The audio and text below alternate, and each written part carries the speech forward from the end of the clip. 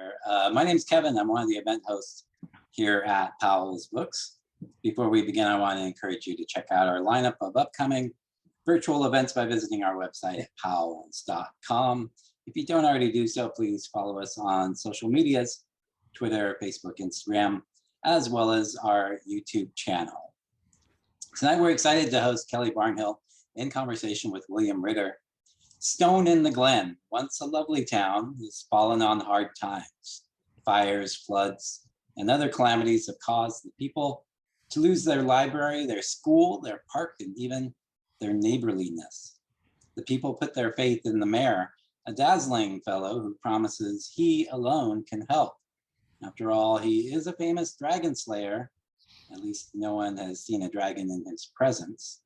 Only the clever children of the Orphan House and the kindly Ogress at the edge of town can see how dire the town's problems are. Then one day, after a child goes missing, the mayor suggests that it might be the doing of the Ogress. The orphans know this can't be. The Ogress secretly delivers gifts to the people of Stone-in-the-Glen. But how can the orphans tell the story of the Ogress's goodness to people who refuse to listen? And how can they make their deluded neighbors see the real villain in their midst? Newbery Award-winning author Kelly Barnhill's The Ogress and the Orphans is a new instant classic fantasy about the power of generosity and love and how a community suffers when those qualities disappear. Kelly will be joined in conversation by Oregon's own William Ritter, best-selling author of the Jackaby series, as well as the Oddmeyer series, whose book 3, Deepest Darkest, has come out recently. We thank him for being part of tonight's event. This evening's event also includes an audience Q&A. You can use that Q&A button that's at the bottom of your screen if you'd like to ask a question at any time. And perhaps most importantly, please support Kelly and Powell's by purchasing a copy of The Ogress and the Orphans from us. A link to buy that book, as well as a link to buy William's books, will be shared in the chat a couple of times this evening. Kelly, William, we're so happy you could join us tonight. Thanks for being here. Yay. Thanks so much for hosting. Well, Kelly, I wish I had logged in earlier to get a little more sort of pre-chat chat, because it really has been years since the two of us have face-to-face. It's ridiculous. Oh my goodness. So I know you and I have some similarities. We're both parents. We've got kids who are getting old too fast. Your oldest is out of the house now? So I've got one. My oldest is going to graduate college this year and is heading off to divinity school. So that's exciting. And then my middle is a freshman in college, and then my youngest is a junior in high school. So oh my goodness, crazy. So you've got two making their way out of beyond high school at this point, and just one last one trickling to. I know. It's, it's the thing that you don't sign up for, right? I mean, parenting is the only love story of your life that if you do everything correctly, your heart's beloved will leave you at the end of the story. Oh no! They leave you at the end of the story. They don't tell you that part, or maybe they do, but you don't listen. Oh. It's just very terrible. Oh my goodness. Well, I'm sure they're very, very proud of their mommy, though. Not really. Not that they would tell you. They won't tell you.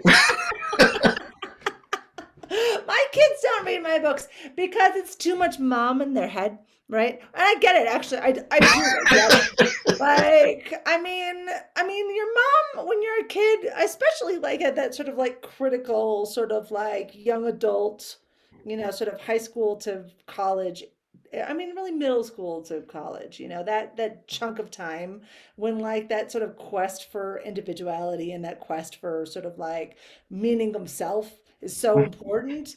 Like, you read a book and, and it's voiced. A lot of times they're voicing it. I mean, I still voice my books when I read. Sure. Even now as an adult.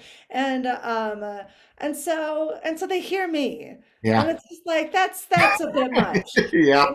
And I get it. I do. It only makes me a small bit sad. Oh, I know, right? I love it. I love that that you've got your voice in there, and that, years from now when they're taking care of the kid and, grandma is off doing whatever grandma's doing, they'll be able Right. to read those to their kids, and it'll have your voice. The fact No. that it has your voice will suddenly make it mean something even more to them than it I did. know, right? Your grandma's now, I don't know, walking the, I don't know. Maybe I'll be hiking the Pacific Crest Trail. I don't know what I'll do Yeah, when I'm yeah. old. Something Cool, interesting that I cool old don't lady have to, stuff. answer to anybody. I don't know. My wife's plan for when she gets old is to be a bog witch, so I think Good that's a good one. career path. That's a wise choice, actually. Right? I'm for it. I'm for it. Well, I've got all kinds of I have all kinds of notes. I made the point, even though I usually use white, I made the point of using a yellow legal pad in honor of the fact that we were having this conversation, and I know that was your Mhm. writing method of choice for a long time. I don't know if It it still was is. for a long time. Yeah. So Hmm. I've got all kinds of notes, and they're all like ridiculous because they're just like I have two copies of your book because I have one that I was sent by Algonquin, which was very nice of them to send it along, and then I have the other one that I have to decide where I'm going to put my signed book plate. But we did the ordered one as well. Oh, Uh, nice. and so I decided as I started reading my Algonquin copy that I would mark up just like little spots where I found a quote that I really liked that was beautiful, Mhm. or just like a neat piece of foreshadowing. And this is what the side looks like right now as I've just loaded it up. It's so good. It's so good, Oh, Kelly. thank you. That's nice to I say. love your books, and I kind of hate you a little bit Oh, because that's it's so not nice to good. say. Uh, I adore it. So I think I have all kinds of questions and little sort of comments and things to kick things off. But since I think many of the people listening have not gotten a chance to get their hands on a copy yet, Mhm. why don't we start with excerpts? Do you have a spot that you knew you wanted to Yeah, read a little bit from? so this is going to look a little funny because, as I said, I'm on vacation with my family, and of course I left my book at home. So I'm going to be reading from the PDF. So I'm going to be reading on the screen. So it's going to look a little funny, but it's like I'm staring right at you, right? So anyway, like, wait, where did we go? All right, where are we? Okay, I'm just going to read the very first chapter. It's very short. It gives us a sense of where we are. And a couple of things. First of all, since I love stories out loud, I love stories out loud. I always think about how a story is performed, and this partially comes from just my experience as a teacher. And so every once in a while, there's things in the language that I literally put in there for the teachers reading it out loud. And including the title of this chapter, which is Pay Attention! Pay attention! Listen, this is a story about an ogress. She is not who you might think she is. But really, is anyone? The ogress lived in a crooked house at the far edge of town. She enjoyed baking and gardening and counting the stars. Like all ogres, the ogress was quite tall. Even sizable adults would have to crane their necks a bit and squint to say hello. She had feet the size of tortoises, hands the size of herons' wings, and a broad brow that cracked and creased when she concentrated. Her skin was like granite, and her eyes looked like brand new pennies. Her hair sprouted and waved from her head like prairie grass, stiff and yellow and green, and sometimes spangled with daisies or dandelions or creeping ivy. Like all ogres, she spoke little and thought much. She was careful and considerate. Her heavy feet trod lightly on the ground. This is also a story about a family of orphans. There were 15 orphans living in the orphan house at the time our story begins, several years after the ogress first arrived in town. There were too many children for one house, but they made do.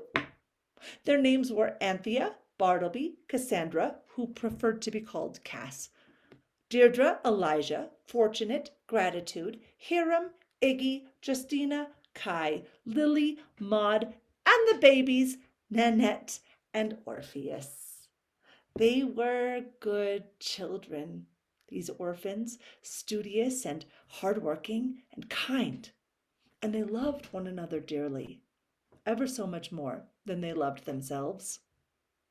The ogress, too, was hardworking and kind and generous.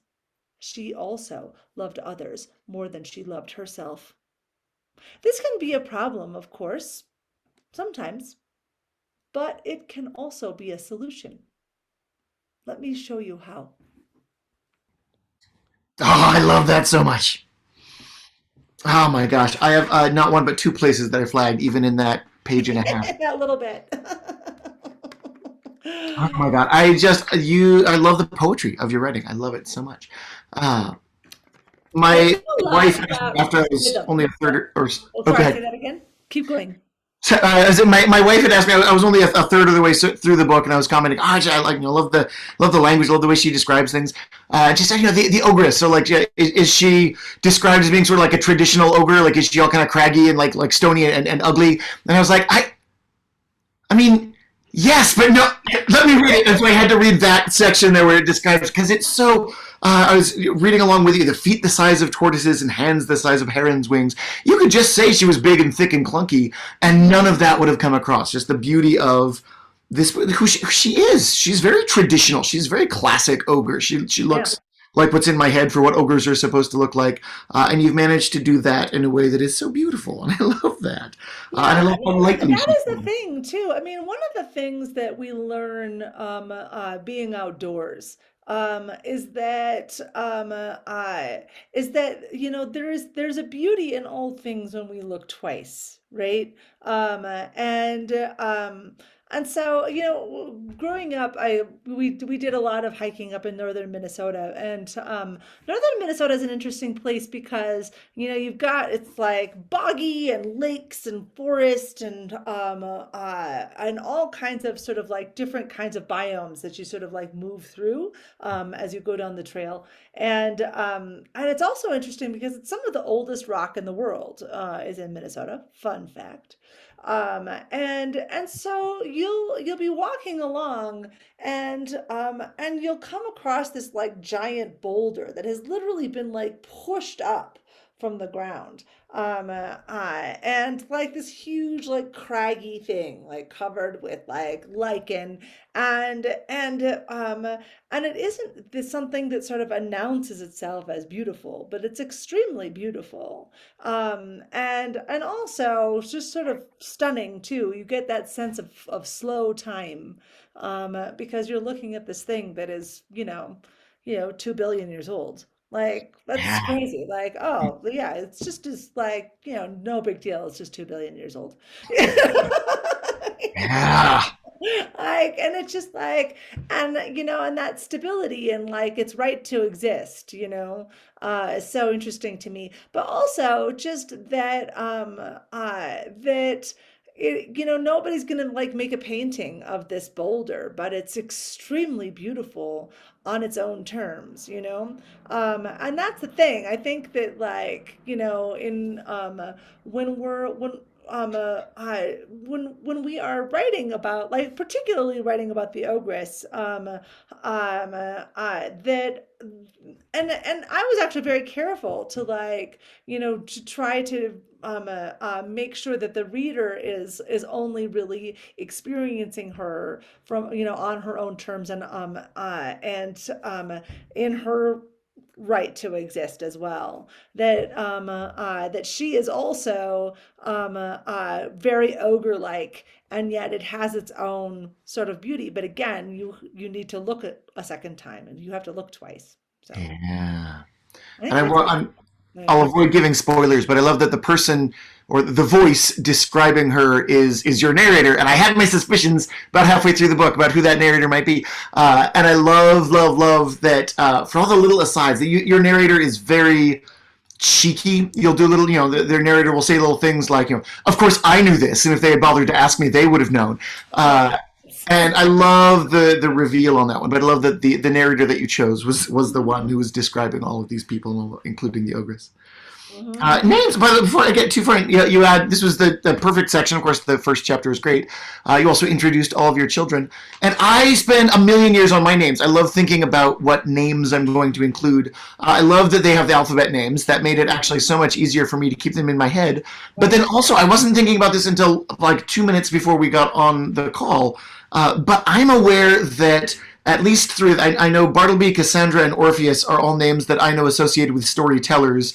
Are all of those alphabet names somehow connected to poets and storytellers in some way? No, not at all. And in fact, all of them were supposed to be placeholders. Like, This was your child A, child B? Except for Anthea was always going to be Anthea, and Bartleby was always going to be Bartleby. Those and probably Cassandra too. But once I mean, Anthea, it very much is sort of an allusion to the oldest sibling in Five Children in It, also named Anthea. They called her Panther for short. I loved that book as a child.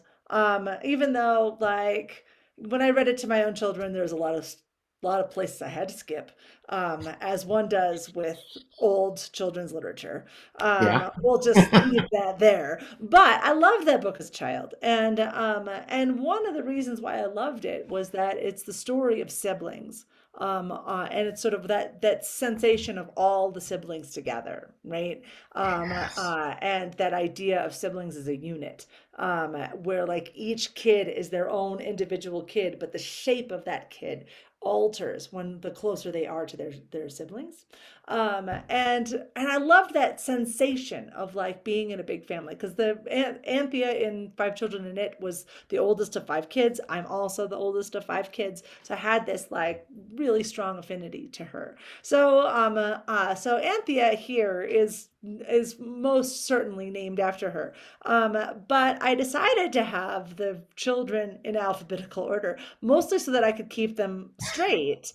And then I thought, oh, I'll just change their names later. But then I loved their names. Like as I wrote them and as I got to know them, their names were so fully themselves and so fully tied to themselves and so fully tied to like how they understood themselves, in the same way that our names are given to us by like these 2 like random parents that decided to like, oh, I should be called this, and then you do grow into that name, over time, and then you can't really imagine being anything else. So anyway, that is definitely what happened with these children. So no, I was not necessarily thinking about storytellers generally, although I do think that like, I mean, our brains work in funny ways, and sometimes, there is we have our cognitive, sort of center that like really thinks it's in charge, but then we have, our emotional center that says, yeah, buddy, we'll see. And also we have this whole section of our brain that like, that interacts and thinks in image and metaphor, right? That is talking to, that isn't really operating with the same set of language that our like little bit of cognition right here is doing, and yet is feeding it information all the same, and so yeah, I mean, maybe, but I don't know what's all going on back there. No, I love the choice. I've had similar names. I've had just the opposite, and then sometimes it's jarring to reread something that you've written when you spent a year with that person as so and so, and then 2 months before it went to print, you changed it and became something else, and then you read back and you're like, who is this weirdo? I don't remember writing about you. That's strange. Yeah, that is really funny. Yeah, I'll tell you what. When I wrote "Girl Who Drank the Moon," I had a really hard time naming Furion. And I worked so hard on that name. And part of the problem was that, I had his like self and personality like so clear, and just like the way his body moved and like the experience of him. Like I had that really, really clearly in my head. But and unfortunately I had, how you'll get those like little disruptive thoughts.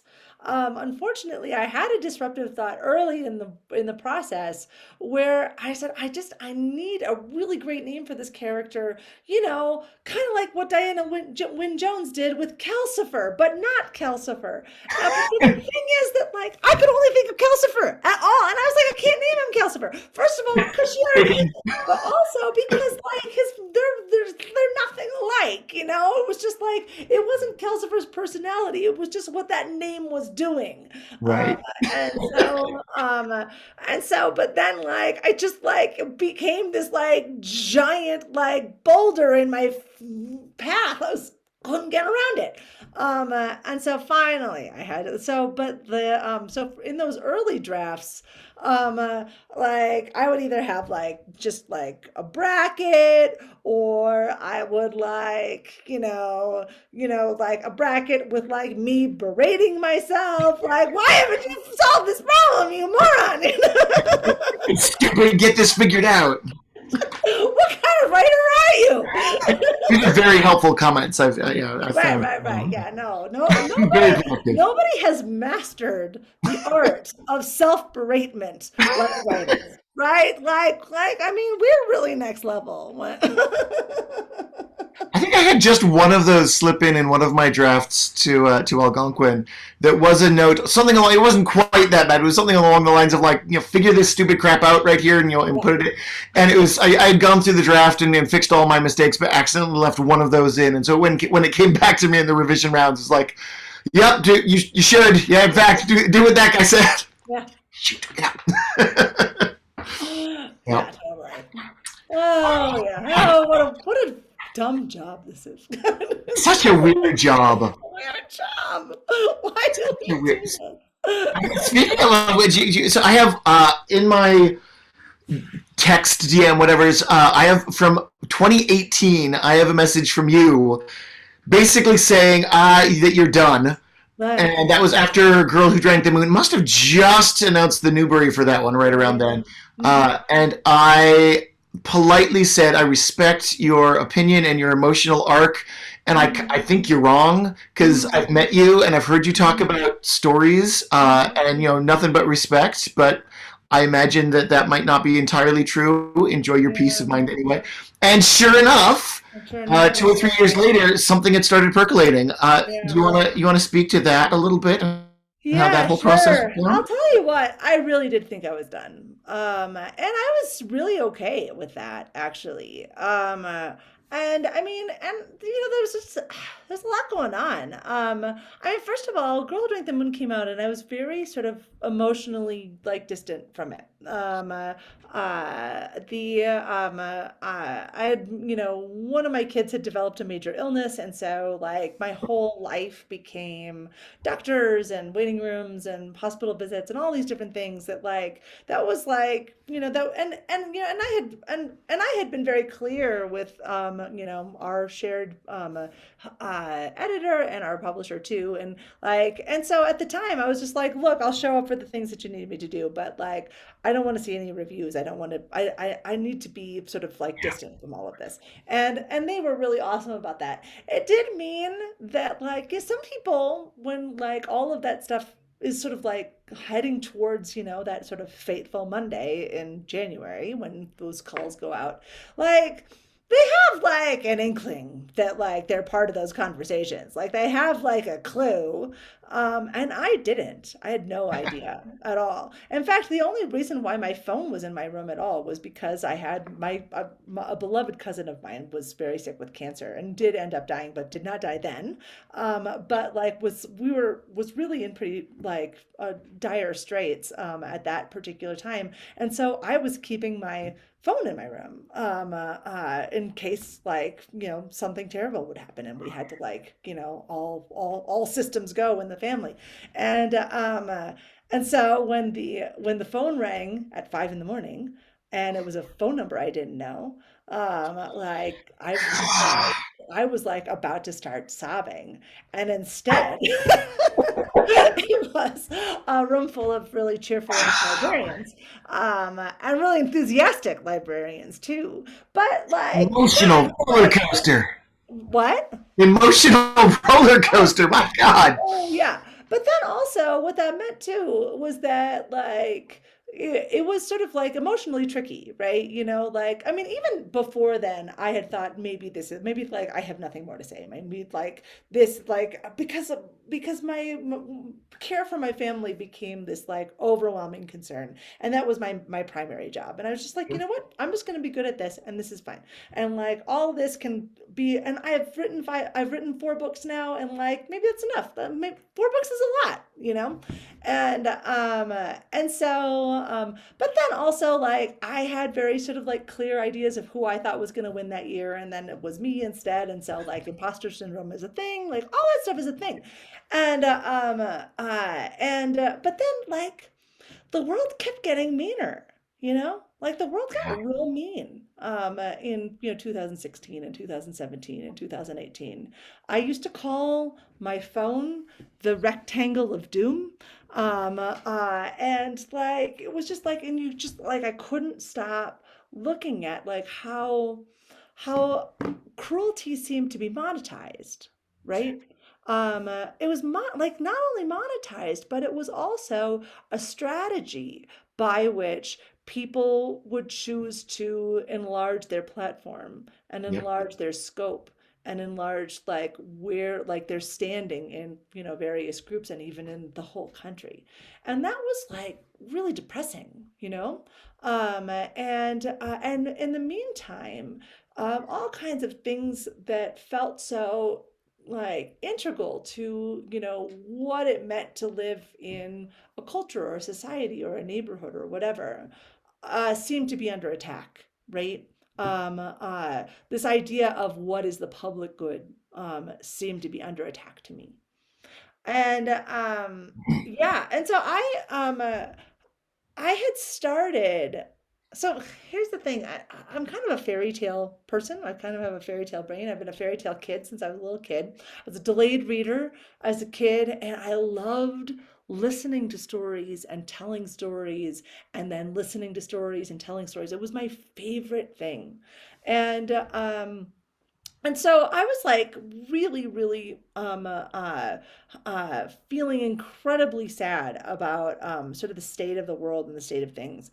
And so I had decided to do what I always do when I'm having a hard time, which is I start writing fairy tales to myself every day. And I would do it first thing in the morning, and I would literally do it on scratch paper. I would I would put my phone in a drawer. I sort of put my computer away. I would use either the backs of scratch paper, or I would use like those extra like packets of loose leaf paper, because the schools always say that they need more than they actually do. And then I've got a whole like milk crate full of loose leaf paper, and I would like tell myself a fairy tale every day. 2 siblings out on a journey, or the Mad Duke in the Tower, or the person who forgets who they are, and their loved ones have to hold on to them very tightly until they remember. The little old lady who's in the middle of the forest, and you definitely want to give her your lunch, otherwise things are not going to go well for you. Things like that, right? And every morning I would tell myself a story. I would read it out loud to myself, and then I threw it away. I mean, I recycled it because I'm not a monster. And I did that every single day for a really long time, months. And it did help. And then I started a story that began and ended with a flock of crows, and about this ogress that lived on the margins and was like trying to minister to her community in like any way that she could figure out how. And about this like family of orphans who spoke fluent crow, because why not? And and it became this, oh man, I just spilled on myself. It became this like meditation on what it means to be a neighbor. Um, I'm a practicing Catholic, grew up Catholic, very much in the sort of like Dorothy Day end of things. And this idea, one of the sort of central tenets of Catholic social teaching is this fundamental question of what do I owe to my neighbor, and who is my neighbor? And the question is everyone. The answer is everyone. Who is my neighbor? Everyone. What do I owe to my neighbor? Everything. Everything that I want for myself, I need to want for other people too. Like that's the deal, and that's really hard. It's hard to live that way. It's hard to live that way when you know that like somebody's doing like bad stuff that I don't like. Still have to want good things for them. Like that's the thing. And so I wrote that story, and it just felt different. It felt different writing it, right? Just even like the sound my pen made on the paper was different. I read it to my dog. I always read my stories to my dog. And even like reading it out loud felt different. It was like it resonated in a different place in my body. I just like the sensation of the language was different in my mouth. It just felt different. I was like, And so I made a new copy of it. I like pulled out one of my 9 million Moleskine notebooks because it's like a buying obsession apparently. And so I pulled out a new Moleskine and I like made a new copy of it. And I sort of like expanded it and rounded the edges out a little bit and kind of like tried to interrogate it a little bit more. And you know, I still was not planning. I didn't think I was going to publish. I still didn't think I was going to publish, even. You were wrong. And then I like showed it to this like writing group that I'm part of. I was like, guys, like maybe I wrote a picture book, which is really funny to me because I thought that my 400-page novel was the picture book. And they're like, you should probably show this to your editor. And I was like, oh, okay. And so I did. I showed it to Elise, who was like, okay. And of course, we both know that Elise is a genius. And we both know that she's right about everything. And we both know that we do 99% of the things that she tells us to do. And sometimes 98, but really it's 99. And I don't know what I'm going to do when she's not in charge of me. What am I going to do? If at least, I mean, let's not even discuss that, William. Oh my God. I know. Our shared editor has announced publicly her retirement. Yes. And we had a conversation about choosing to nicely reject that announcement and inform her that she's not retiring. Yeah, I know. We have both died of grief. So there we go. So anyway, and she. Yes, your writing group pushed you in the right way. You made your way to Elise, and what'd she say? Well, so she was just like, okay, I can see why you think these things, but you did actually write a novel here. You don't realize you did. But that's okay. She said, there's 15 really awesome kids in this story. And what I want you to do is spend time with them. And you spend time with those kids and they're going to show you where the novel is. And so that's what I did. It's good advice. She's a freaking genius. And it's obnoxious, too, because it's exactly the right advice, and then all of the work is yours. Yeah. God, It's obnoxious is what it is. God damn it.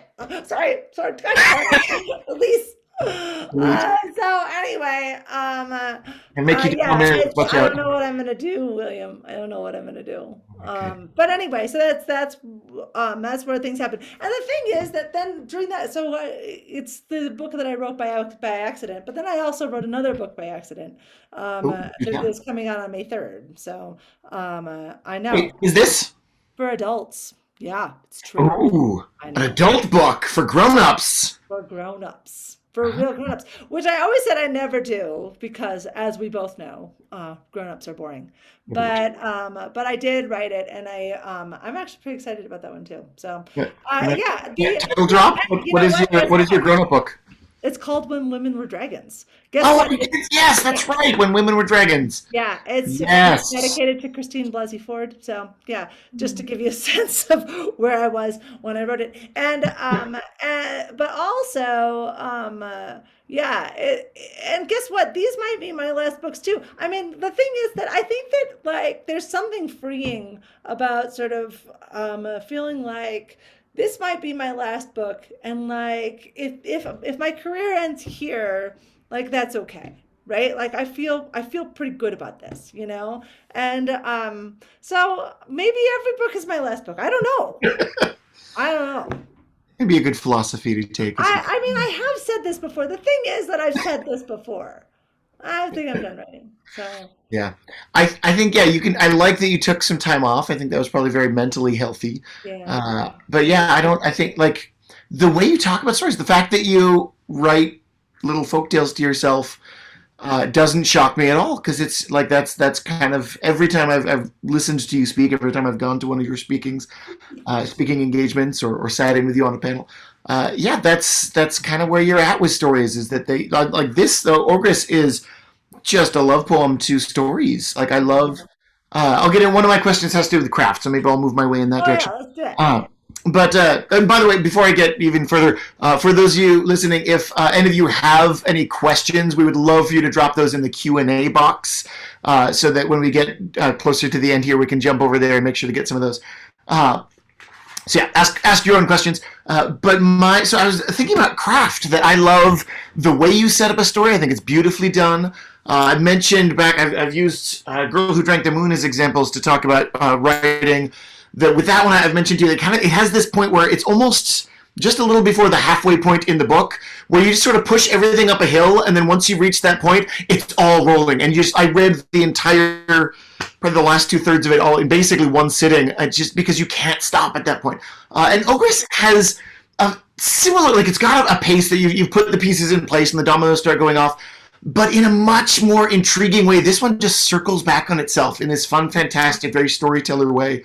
And it reminded me of like when you're doing sort of like fireside stories. There's a great story about Jack, where the storyteller includes, and Jack said, "Why fetch me 3 sticks," and they beat the devil and things like that. And so you get these sort of repeated lines that come back in again and again and again. Yeah. And so when you get to that point in the story, the crowd who's heard it 97 times go, "Oh, Jack said, why fetch me 2 sticks?" Yeah. And they're saying the same things along with you.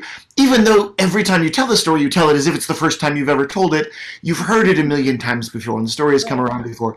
And this, even though it was the first time I was hearing it, had that feel to it. Like this is a story that has been told before and will be told again. And it even addresses that within itself. I think you get children seeing images of themselves. Yeah. Not realizing that they were part of the story a long time ago and they're part of the story in the future. And I love that. And I can't imagine writing it. It sounds exhausting to even imagine writing a story that feels like it's going in a circle and yet all channels forward. It says you addressed this already by writing a short story that then eventually become a picture book and then eventually became a novel. Other than starting with a smaller idea in mind, did writing this one, once you knew it was a novel, did it feel different than your other novels?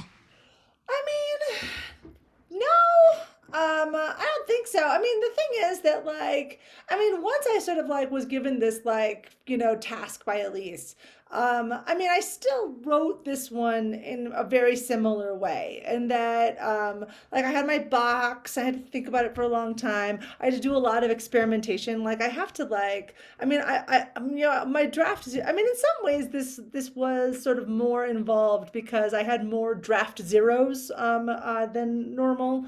I just wrote several versions of this because I need a few things before I can actually start drafting the novel. I need to know the sound of it, the texture of the language, and just the telling of it. Also, who's telling this and why. I have to know that what the experience of saying it out loud will be, what the experience of listening to it will be, and just what the language feels like. For me, language is very tactile. And I think we've talked about this before, that I'm not a visual thinker at all. But my imagination is all experiential, but very few visuals. So what things taste like and feel like, and I run things around in my hands, but also just what the language feels like in my mouth makes a big difference for me. And so I have to play around with that until I land on what I think is the right sound for this story that I'm trying to tell. That's the first thing. But the other thing is landscape. I'm a Midwesterner, and so landscapes are a big deal for us. And specifically, weather is a big deal for us. Midwesterners cannot weather anyone. Because we have these massive weather systems that like approach us for days. And then they're here, and then it's like they have mass and weight. Like you can feel the air, you can feel the heaviness of the storm pressing down on you. And so I need to know like what color the soil is, like what that soil smells like, what grows at what time, when the summer turns into autumn, like all of those things I need to have a really clear understanding of before I can start. I just need to know the ground under their feet. And so so in this one, like, she gives me this challenge, and I'm, messing around and messing around and messing around. But once I finally like landed on it,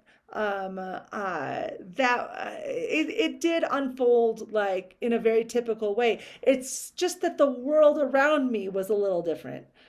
Because I started like drafting in earnest in January of 2020. And then I shared my first chapters with my in-person writing group. I'm the only children's author in my writing group, and so I shared chapters with them, and that was a week before they closed the schools down. Yeah. I know, and then I finished um, uh, um, in the spring of 2020.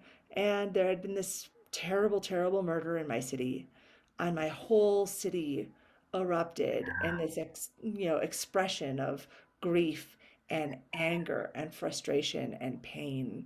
And we were all choking on smoke. And that I and then the next day, I got, like once everything had sort of calmed down, like I did what a bunch of other people did, which is I put my work gloves and my trash bags and my shovels into the minivan, and I went over to Lake Street, and there's all kinds of other people with their minivans and their trash bags and shovels and whatever, and started to, just everybody showed up and helped pick up debris, and tents started to come up, and people were donating groceries because two grocery stores had burned down, and then there were other places where like people were sharing resources, and people were like bringing like house supplies to people, and there was this like, and there was just all this stuff that was sort of like happening really organically around me, and I was just like, none of this is going to be on the news, none of this is going to be on the news.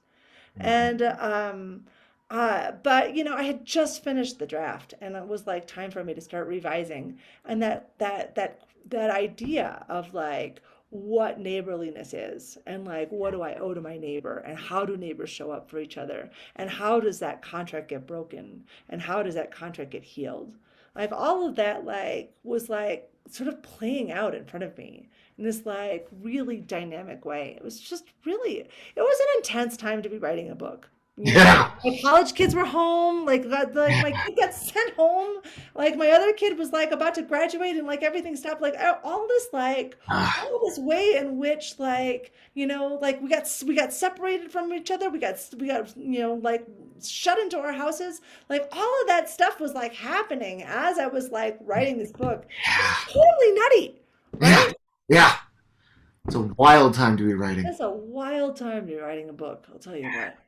One of the things that guides whenever I'm putting a book together, of course, you have the sort of the central themes, and it's always really strange because writing a book, as you well know, takes a long time, and those themes that you're thinking like, this is what the world needs to hear. Sometimes you move in the opposite direction, and you get to the end of writing a book, and you're like, I really want to make it about this other thing now because this is something that I care about. And then there's other times when like you've written a theme in, and the world sort of doubles down. You're like, holy, like, yes, you need this theme, in fact. It sounds like this was one of those. This is Yeah, but also too, I mean, I was having another conversation about this that like, I mean, people like drawing all kinds of, parallels between the mayor and our former president, whose name I don't like to say. Um, and it's true, like there are a lot of parallels, but the thing is that like, and like this concern that that would like sort of like, limit its scope and time, right, to this particular moment. But the thing is that like, I mean, I was thinking about him, but not really, not all, not as much as you'd think, but rather like thinking about like just this yearning for strongman, like this idea of strongman politics like shows up again and again and again in history, right? And it's always a mistake, like literally every time. It's a horrible, horrible path that people will go down.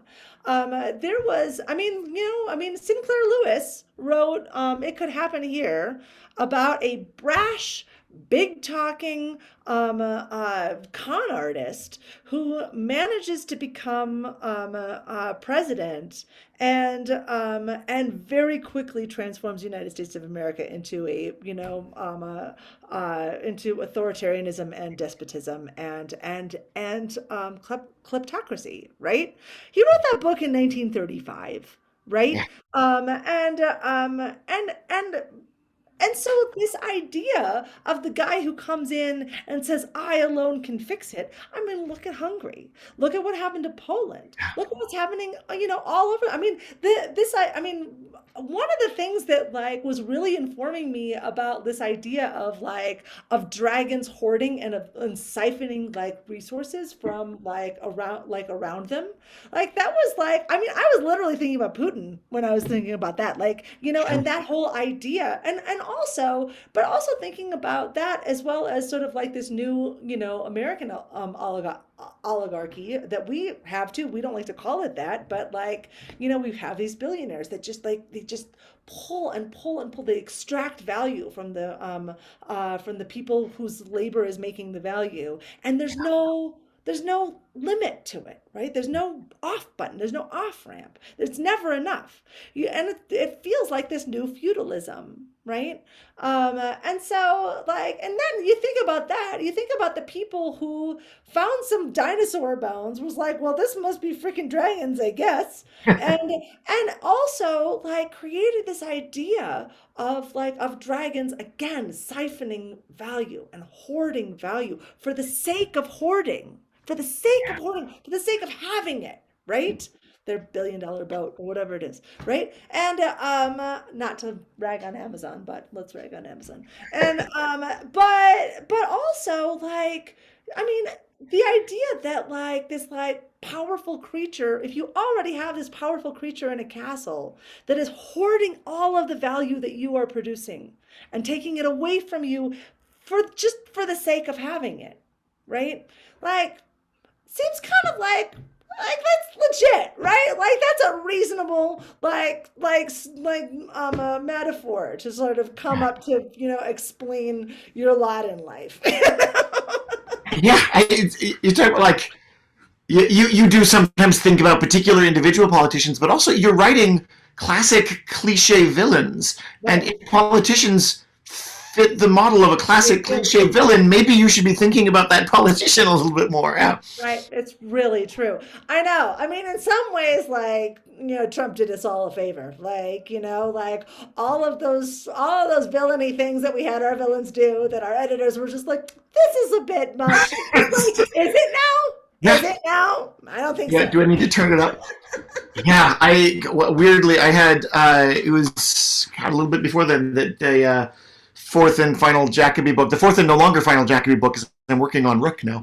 But Dire King, when that one was coming out, or when I was still in progress, I had to go back and change some things because some of them I had written with this sort of extreme language, just cliche villain language, and then like that language started showing up in the news, and I went, well, crap, now I have to adjust this because it sounds like I'm just riffing off of this very, very obvious political commentary, and I was just writing a villain. Like, I'm not trying to paint these people as villains.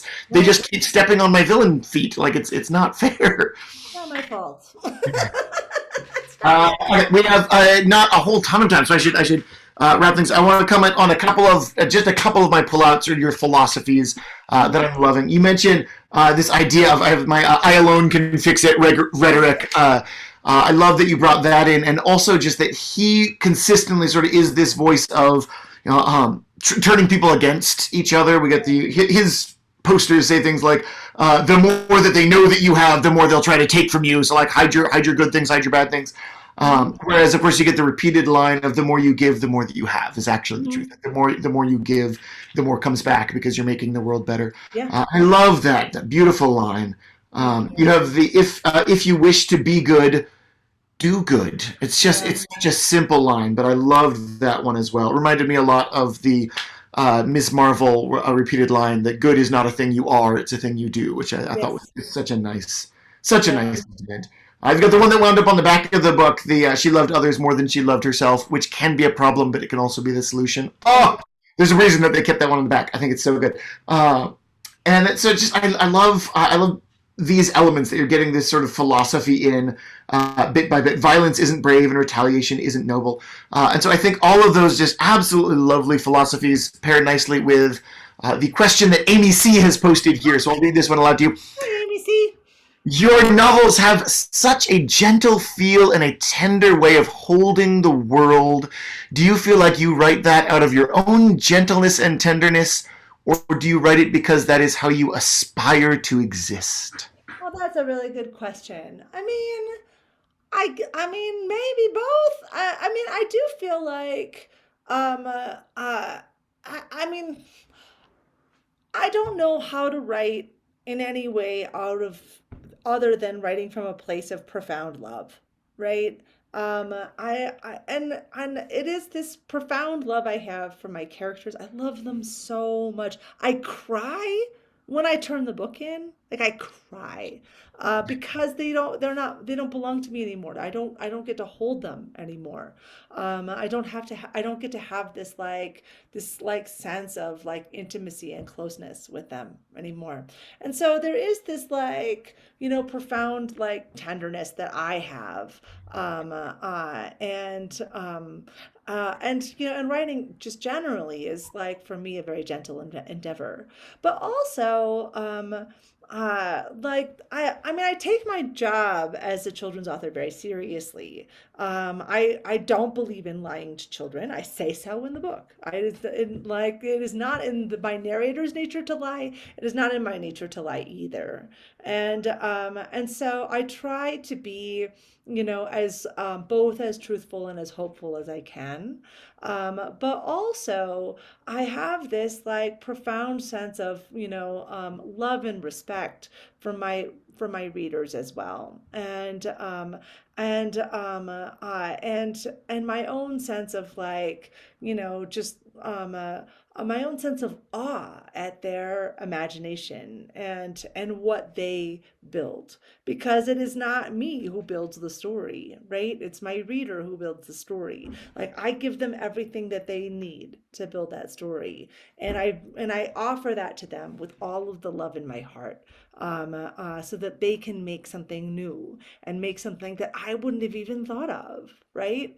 I had this experience recently where a teacher from Moldova reached out to me because her students had made a little video for the 90-second Newbery of Girl Who Drank the Moon. And they made this really sweet video. Oh, it was so sweet. And the teacher, writes to me and she says, listen, this was literally on the eve of the invasion of Ukraine. It was maybe 3 days before. And she said, so I wrote to her. I was just listen, I know that this is your general region, and we're thinking about all of this has got to be, so you guys must be in bits right now, and she said, yeah, we also have all kinds of infiltration and things like that. We are terrified right now. We're terrified right now. And so I said, okay, well, I'm going to just write this letter to the students. And I just wrote to them about just how grateful I was that like they spent time with this book, and how grateful I was for their imaginations and for their hearts. And I'm so grateful that there are children in the world that are people of grand imaginations and big ideas and big thinkings and big hearts, and that they bring that to everything they do, including their reading, including what they do from their reading, including the stories that they tell, including all of the everything that they do comes from that sort of innate wonderfulness of them, right? And I sent the letter and then I burst into tears, and because whatever, I'm a crier. And but I just feel like I do feel like I write from a place of tenderness. I hope for an increase of tenderness. I write from a place of tenderness so that because I know who is reading this book, and because I love kids. I love them, and I want them to be happy, and I want them to have things that, that they can expand their thinking and expand in their imaginations and expand the world, right? Like we can't make the world a better place unless we imagine the world as a better place, right? Well, that's just what it is. Anyway, Beautiful answer. It was thank a you. lovely question, too. Well phrased. That's a really good question. Question. We are just hitting closing time. I think I'll bump over just a tiny bit and ask for a super quick answer. Yes. Will you give us one book that you have finished recently, or that you are reading recently, or that is on your TBR list right now in a big way, so we can pump up one other thing? I love that you included a book swap as part of your story. So quick book swap moment. Oh yeah, well, I mean, I'll tell you what, I have given Tracy Batiste's African Icons to like everybody lately. It's so good. But also Martha Brokenbro's Into the Blood Red Woods. I don't have that one yet. I love Martha. I mean, I'll it's pick that one up. impossible not to love Martha. She's amazing. Yes. Fantastic. But also, I was lucky enough to be able to blurb Anne Ursu's the Troubled Girls of Dragomir Academy. Really good. It's really good. So yeah, I've given that as gifts as well. And that one actually I brought that with me because I'm due for a reread. So Awesome. Those are three excellent suggestions. yeah, so Love it. I feel like there's something else that I read recently that was amazing, but sometimes people ask me that and I'm just like, have I ever read a book? I know, it's the worst. It's the worst. Gosh, I'll plug what I plan to just the one. There's so many good ones out there, and as you're mentioning them, I've got getting more popping in my head. But I'll go with just Witchlings, which is out yesterday, so very recently, by Claribel A. Ortega. Witchlings, playing with sort of the idea of like there being this sort of magical school, kind of a la She Whose Name We Will Not Mention, but then also these are the delinquents who have kind of skipped off of that and gone off and done their own thing. And I adored Claribel Ortega's work on and I've taken it with me to school, so I don't know how.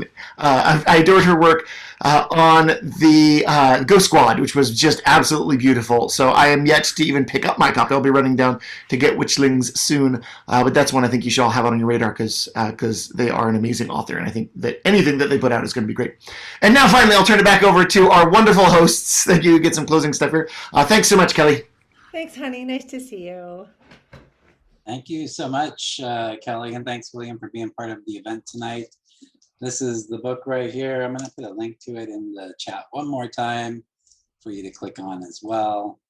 And also, William has many books out. Yes. Just one of the newer ones. And also, this event was recorded and it will go up on our YouTube channel. If you haven't checked out our YouTube channel before, you should take a look.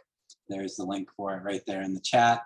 You can look at all of our, watch all of our past Zoom events that we've done the past couple of years. Lots of great talks there. And if you know someone who would like to see this event, or if you want to share it, feel free to check in on that page tomorrow. This event will probably be up there, and you can share it with your friends.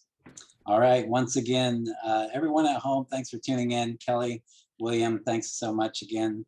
And from everyone here at Powell's in Portland, have a great night. Thank you. Take care. Take care. Thanks for being part of it.